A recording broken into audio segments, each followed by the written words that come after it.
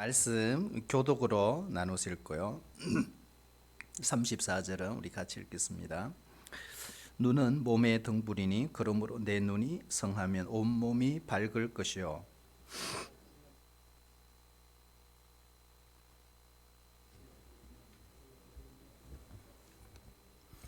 한 사람이 두 주인을 섬기지 못할 것이니 혹 이를 미워하고 저를 사랑하거나 혹 이를 중히 여기고 저를 경히 여김이라. 너희가 하나님과 재물을 겸하여 섬기지 못하느니라.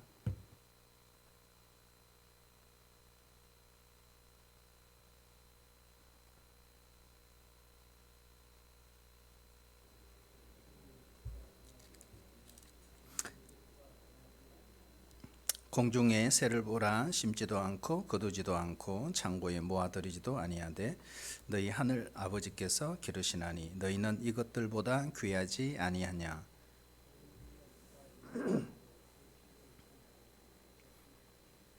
또 너희가 어찌 의복을 위하여 염려하느냐. 들의 백합화가 어떻게 자라는가 생각하여 보라. 수고도 아니하고 길쌈도 아니하느니라.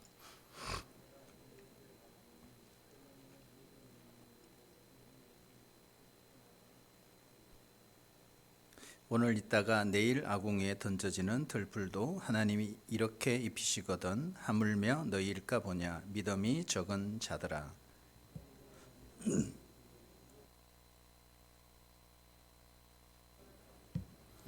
이는 다 이방인들이 구하는 것이라. 너희 하늘 아버지께서 이 모든 것이 너희에게 있어야 할 줄을 아시느니라.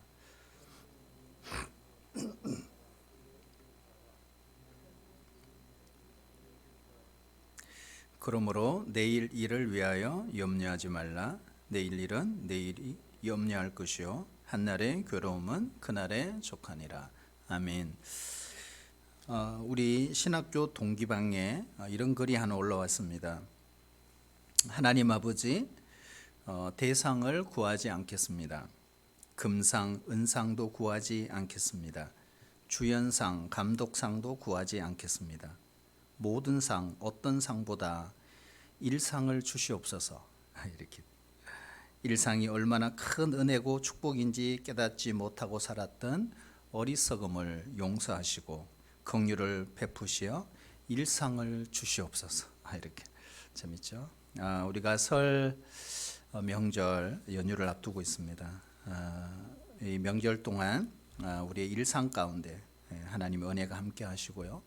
또 우리 가족들과의 만남에서도 하나님께서 지키시고 보호하시고 또 시험에 드리는 일이 없고 행복한 우리 설 명절을 보냈으면 좋겠습니다.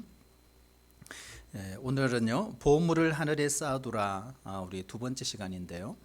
오늘 이 말씀은 우리가 21절에 있는 말씀, 내 보물이 있는 곳에 내 마음이 있다라는 말씀과 연결이 되고 있습니다.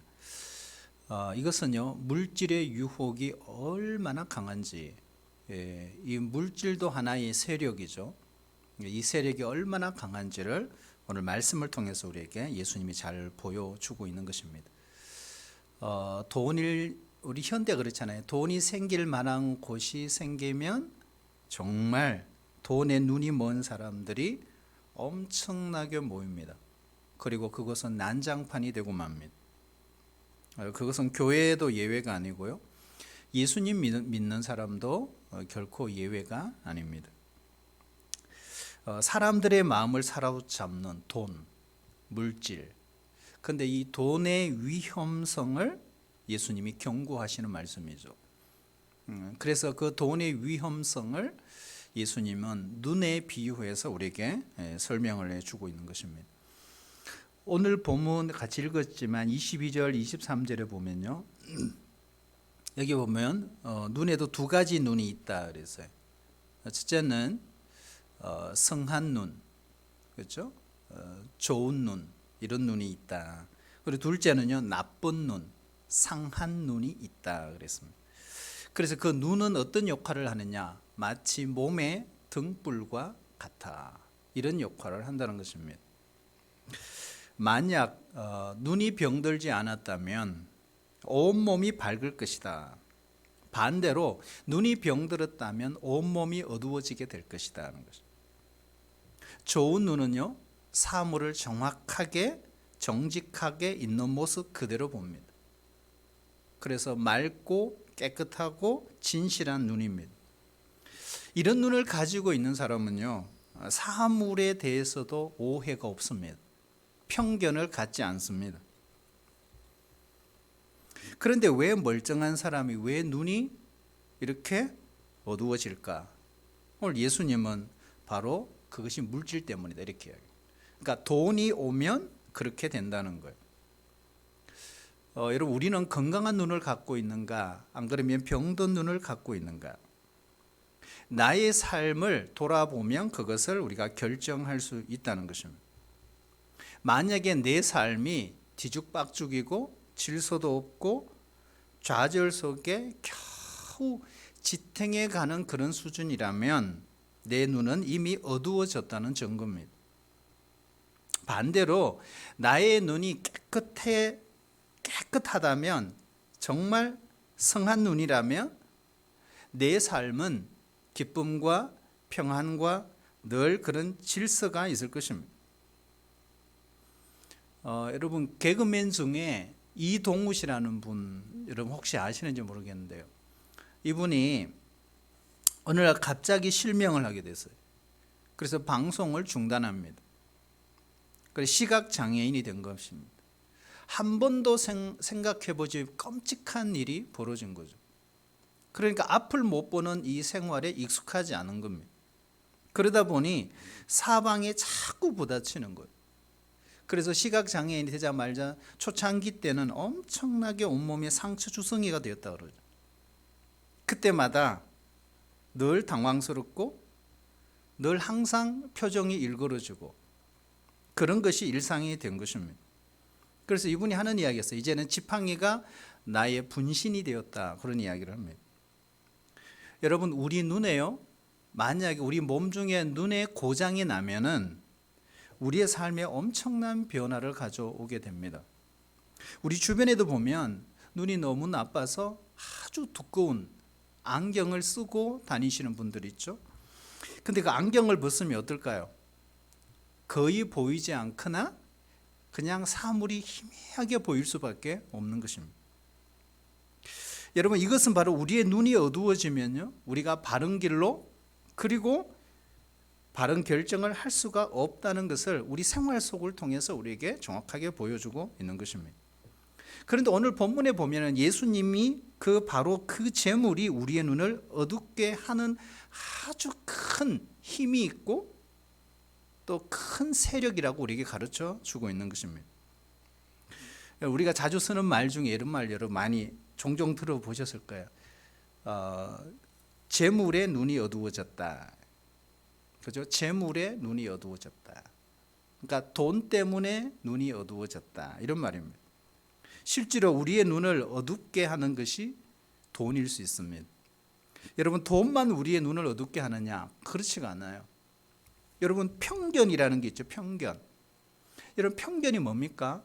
일방적인 견해 그리고 주관적인 태도를 편견이라 그럽니다. 어떤 의미에서 보면 아주 자기 중심적이고 독선적이라고 말할 수 있습니다.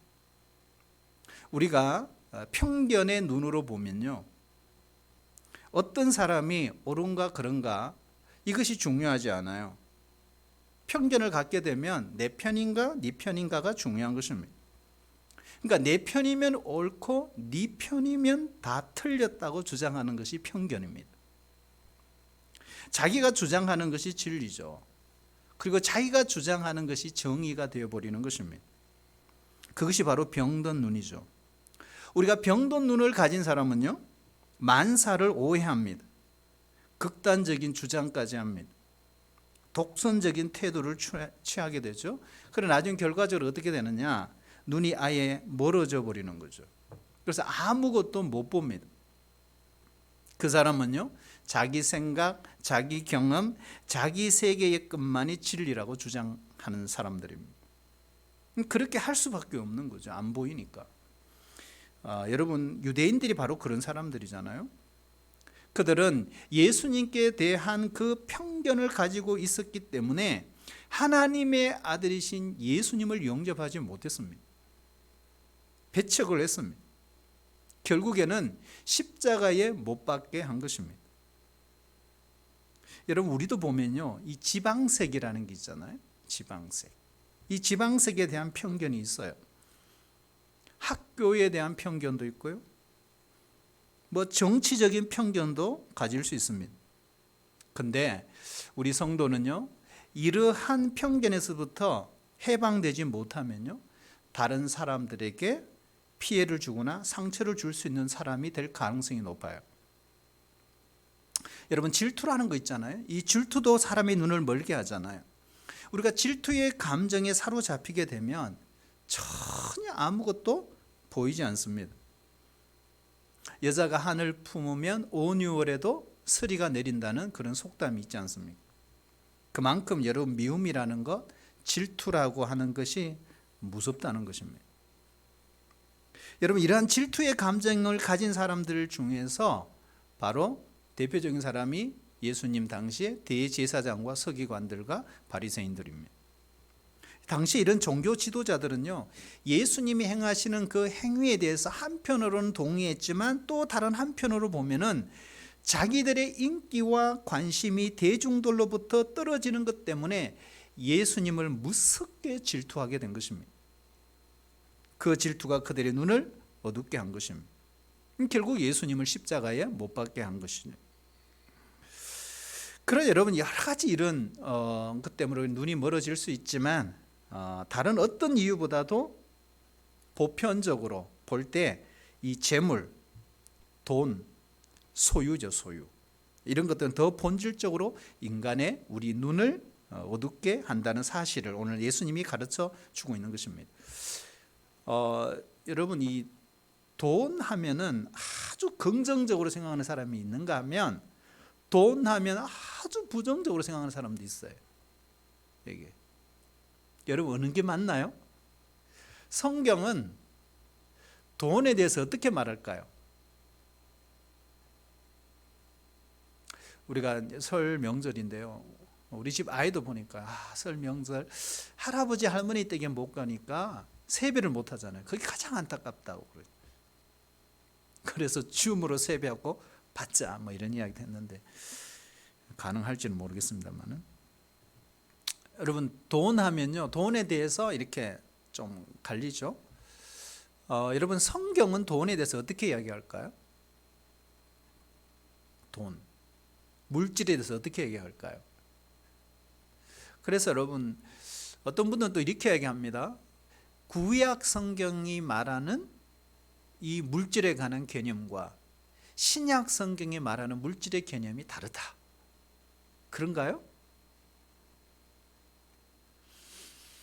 여러분, 그렇진 않아요. 우리가 창세기부터 계시록까지 쭉 보면 여러분, 물질도요, 근본적으로 보면 하나님의 축복입니다. 그렇죠? 그러니까 물질을 아주 긍정적으로 보시는 분들은 하나님의 축복으로 봅니다. 그리고 성경에도 그렇게 이야기를 하죠. 그렇게 이야기합니다. 우리 하나님은 복의 근원이시죠. 그렇죠? 복의 근원. 그러니까 모든 복을 주실 수 있는 분이십니다. 우리가 열심히 노력하잖아요. 땀을 흘려서 그 노동에 대한 대가를 얻을 수 있습니다. 그러니까 하나님이 다 그런 복을 주시는 거죠.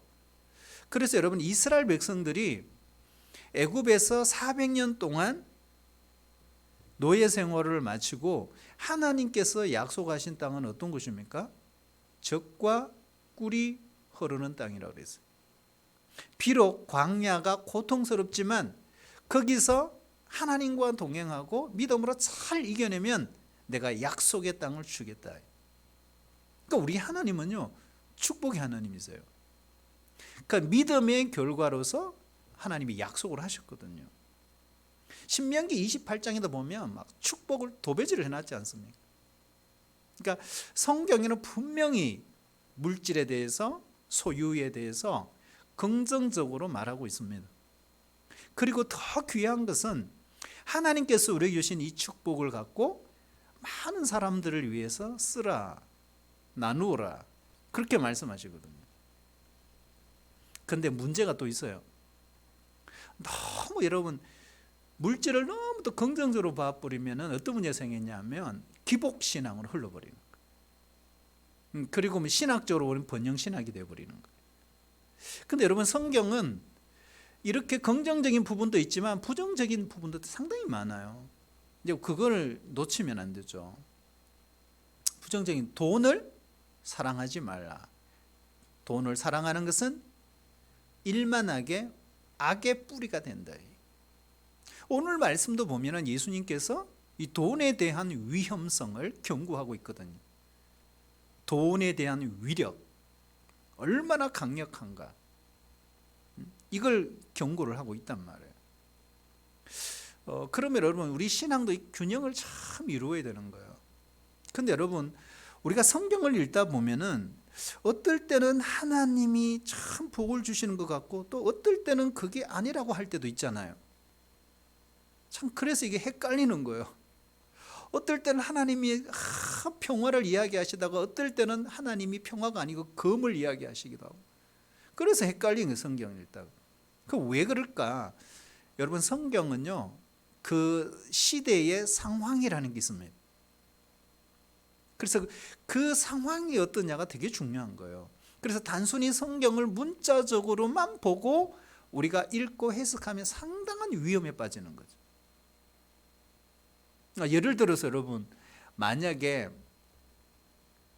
우리가 어릴 때 어린 아이한테 우리 집에 아주 어린 아이가 있어요. 이제 유치원, 초등학교 1, 2학년 이 아이들한테 말을 할 때 하고 아이가 성장했어요. 청년이 되었어요. 그러면은 그때 말하는 거하고 내용이 같아요, 달라요? 다른 겁니다, 여러분. 그래서 똑같은 이야기를 할지라도 돈에 대한 이야기를 하더라도 어릴 때 그 이야기와 성장해서 이야기는 완전히 다른 것입니다. 그래서 성경에 이런 부분들이 충분히 언급되고 있다는 거예요. 그래서 근데 중요한 것이 있어요. 내가 돈이든 소유든 내가 누리는 그 물질이든 다 하나님께서 나에게 주셨다는 걸 잊어버리면 안 되는 거예요. 만약에 그것을 내가 노력해서 열심히 해서 내가 벌어서 내가 획득한 거야 이렇게 생각하면 정말 어리석은 사람입니다. 여러분 다 하나님이 주신 것입니다. 그리고 또 하나 우리가 기억해야 될 것, 돈을 이야기할 때 기억해야 될 건 뭐냐면 돈은 수단이다. 돈은 목적이 아니라는 거예요.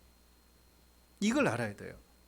돈은 우리가 살아가기 위한 수단이지 그게 목적이 아니에요. 마치 돈을 위해 사는 사람들이 있어요.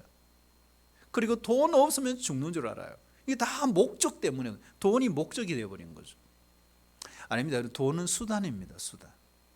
그렇죠? 그러니까 이런 개념들을 우리가 알고 가는 것이 되게 중요하죠. 그래서 오늘 말씀에도 보면은 하나님께서 우리에게 재물을 주셨다는 거예요. 하나님 우리에게 주신 재물만 주신 게 아니죠. 우리가 누리고 있는 이 자연, 환경 다 하나님 주셨죠. 그리고 이 우주도 하나님 주셨죠. 이 사계절도 하나님이 다 주신 것입니다. 우리는 이것들을 잘 쓰고 관리해야 합니다.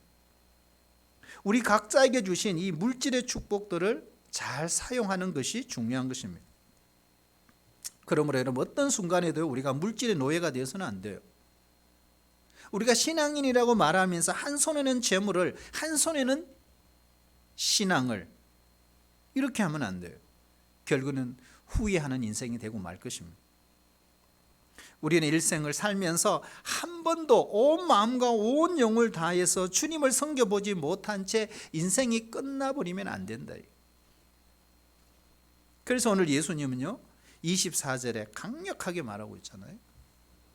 한 사람이 두 주인을 섬기지 못할 것이니 혹 이를 미워하고 저를 사랑하거나 혹 이를 중히 여기고 저를 경히 여김이라.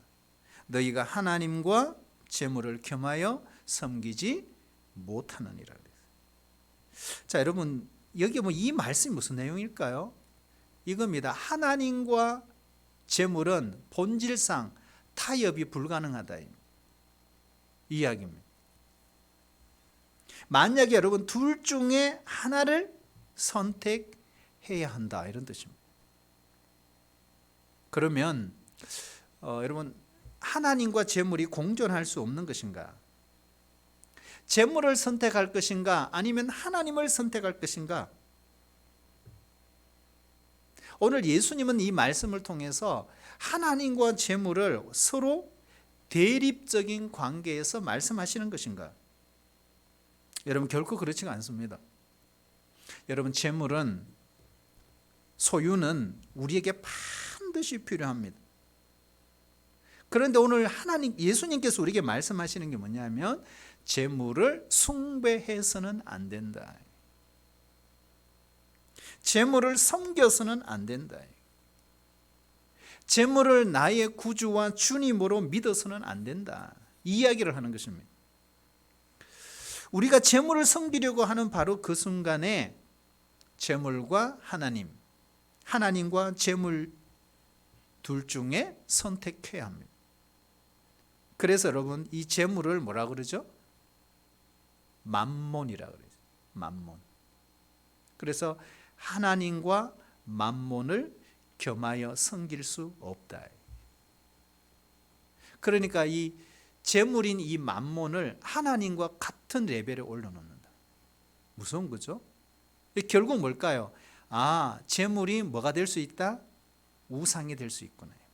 재물이 신이 될 수 있구나. 이 이야기입니다. 지금 여러분, 현대인들에게 가장 강력한 우상이 뭘까요? 바로 돈입니다. 돈은 현대인들에게 신입니다. 왜 그렇게 오늘 예수님이 말씀하시는가 하면요, 우리가 조금만 생각해 보면 돈이 있으면요 먹고 싶은 거 다 먹을 수 있죠. 그죠? 사고 싶은 거 다 살 수 있습니다. 가고 싶은 거 다 갈 수 있습니다.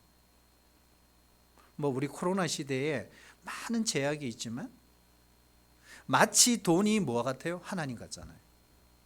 하나님께서 우리에게 모든 것을 다 해주실 수 있는 것처럼 돈이 우리를 그렇게 할 수 있다, 이 말이에요. 얼마나 많은 사람들이 돈 앞에, 이 물질 앞에 자신의 양심과 정조를 파는지 몰라요. 여러분, 우리 주변에 얼마나 많아요. 우리 정치 속에 한번 보세요. 본래 여러분, 맘몬이라는 이 단어는요 아람어죠. 아람어. 맘몬은 아람어입니다. 그러니까 지금은 아람어가 사장이 됐죠. 없습니다. 근데 여러분, 맘몬이 무슨 뜻인지 아세요? 이게 중요한 거예요. 맘몬이 무슨 뜻입니까? 신뢰한다라는 뜻입니다. 신뢰한다. 재물을 믿고 사는 사람들은요 결국에는 종교를 갖고 있는 거죠. 그렇죠? 재물을 믿고 살아가는 사람들은 맘몬교를 믿고 있는 거예요. 그러니까 맘몬교의 신도들인 거예요. 그들에게는 종교가 없는 게 아니에요. 무신론이 아니에요. 일단 물질이 사람이 섬기는 신앙의 대상이 되어버리면 결코 하나님을 신뢰할 수 없습니다. 그러므로 하나님과 우상은 공존할 수 없기 때문에 그래요. 여러분, 우리가 구약의 스토리를 읽어보면 왜 하나님 북쪽 이스라엘이 망했습니까? 왜 남쪽 유다가 망했습니까? 왜 그래요? 여러분, 남쪽 유다는 북쪽 이스라엘이 망하는 걸 직접 눈으로 역사 속에 보았어요. 왜 북쪽 10지파가 망했는지를 다 아는 사람들입니다. 그럼에도 불구하고 남쪽 유다는 똑같이 북쪽 이스라엘 백성들이 갔던 그 길을 갔어요. 왜 그랬을까요? 그겁니다. 여로보암의 길로 갔고 아합의 길로 갔다. 여러분, 여로보암과 아합의 길이 뭐죠? 우상 숭배의 길입니다. 정말 이상하지 않나요? 왜 남쪽 유다는 우상 숭배로 북쪽 이스라엘이 망한 걸 다 보면서도 똑같은 길을 갔다. 우상 숭배입니다. 여러분, 하나님과 우상은 절대로 공존할 수 없어요. 우리는 그때 반드시 양자택일을 해야 될 기로에 서게 된다는 거예요. 그런데요, 우리 믿는 우리 신자들도 실수를 합니다. 어떤 실수를 하느냐? 하나님과 재물을 함께 섬길 수 있다라는 착각을 하는 거예요. 어떤 농부가 집에서 막 집으로 막 뛰어 들어오는 거예요. 그러면서 막 큰 소리를 쳤어요. 여보, 지금 방금 우리 집 소가 새끼를 낳았는데 2마리를 낳았어요. 한 마리는 하얀 송아지고 한 마리는 얼룩 송아지라는 거예요. 너무너무 이 농부가 좋아했습니다. 그럴 때 이야기를 들었던 부엌에서 일하던 아내가 믿음이 좋았던 것 같아요. 이렇게 말했어요. 그러면 한 마리는 하나님께 드립시다. 이렇게 제안을 했어요. 그러니까 이 남편 농부는 이렇게 말했어요. 지금은 둘 다 새끼고 어리니까 우리가 잘 키웁시다. 그것이 중요해요. 몇 달이 지났습니다. 그런데 그 남편 농부가 슬픈 표정을 하면서 집으로 돌아오면서 여보, 이런 말을 했어요. 주님의 소가 죽었어. 그래서 이 아내가 이렇게 대꾸합니다. 당신은 어느 소가 주님의 소였다고 이야기하는 거예요? 당신은 처음부터 어느 소가 우리 집 소라고 당신이 결정한 적이 있느냐? 그렇게 반문을 한 거예요. 그러니까 이 남편 농부가 이렇게 말합니다. 내가 주님의 소를 처음부터 하얀 소라고 마음에 결정했어. 그런데 그 하얀 송아지가 죽었어. 여러분, 이게 무슨 뜻입니까? 우리가 하나님인가 재물인가 먼저 결정하지 않으면 우리 일상에서 항상 주님의 소가 죽는 일이 많이 벌어집니다. 나는 이 땅에서 진정으로 누구를 섬기며 살고 있느냐 하는 것입니다. 여러분, 돈을 대하는 그 태도를 보면요, 돈을 대하는 자세를 보면 그 사람이 누구를 섬기는지를 알 수가 있습니다. 한번 체크를 해볼까요?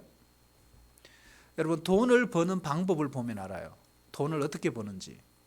예를 들어서 자녀나 배우자나 가족이 함께 보내야 될 그 시간을 희생하고 예배를 희생하고 도와주어야 할 것에 돈을 쓰지 않고 악착같이 돈만 모으고 있다면 그 사람은 하나님을 섬기는 사람이 아닙니다. 돈을 섬기고 있는 것입니다. 입술로는 하나님을 찬양하지만 실제로 마음속으로는 하나님보다 돈을 더 중요하게 생각하고 있는 것입니다. 또 이런 경우도 있죠. 수단과 방법을 가리지 않고 부정한 방법으로 돈을 모으고 있다면 그것도 돈을 섬기는 것입니다. 돈을 어떻게 쓰는가 보면 알 수 있어요. 어디에 돈을 쓰는지 살펴보면 알아요. 하나님 앞에서 온전한 마음을, 정말 온 마음을 들여서 11조를 드리고 있는가? 11조를 온전히 드리지 못한다면요, 하나님을 섬긴다고 자신 있게 말할 수 없습니다. 돈을 섬기는 것입니다. 또 이런 경우도 있죠. 자신을 위해서는 아낌없이 씁니다. 아낌없이 먹습니다. 자기의 가정과 자녀를 위해서는 아낌없이 씁니다.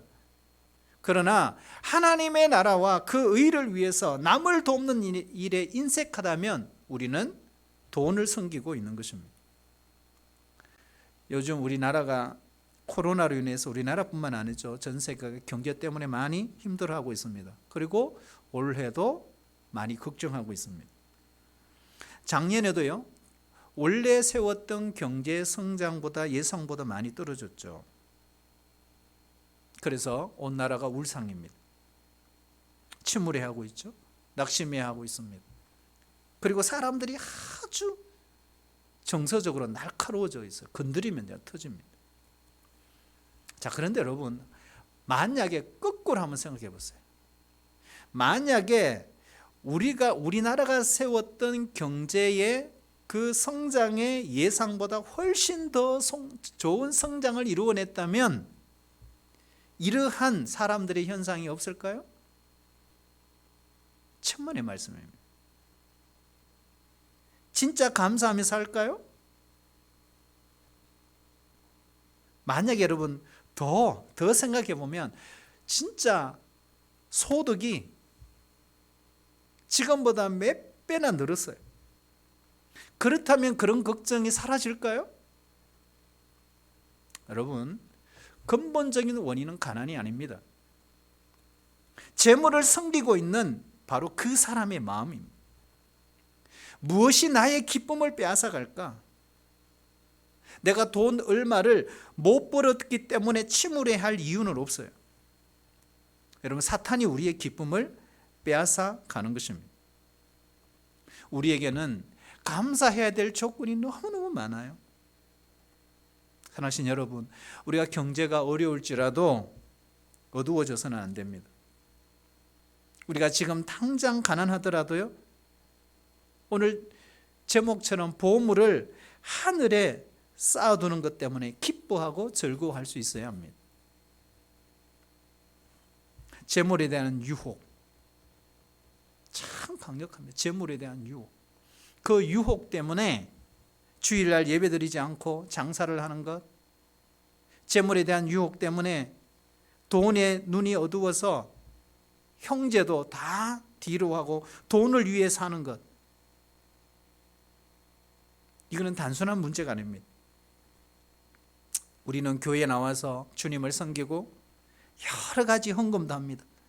그런데 문제는 교회 안에서도 얼마든지 돈 가지고 장난할 수 있다. 여러분, 교회의 모든 모임도 돈 가지고 움직일 수 있다고 하는 그 생각이 정말 무서운 것입니다. 심지어는요, 이런 생각도 합니다.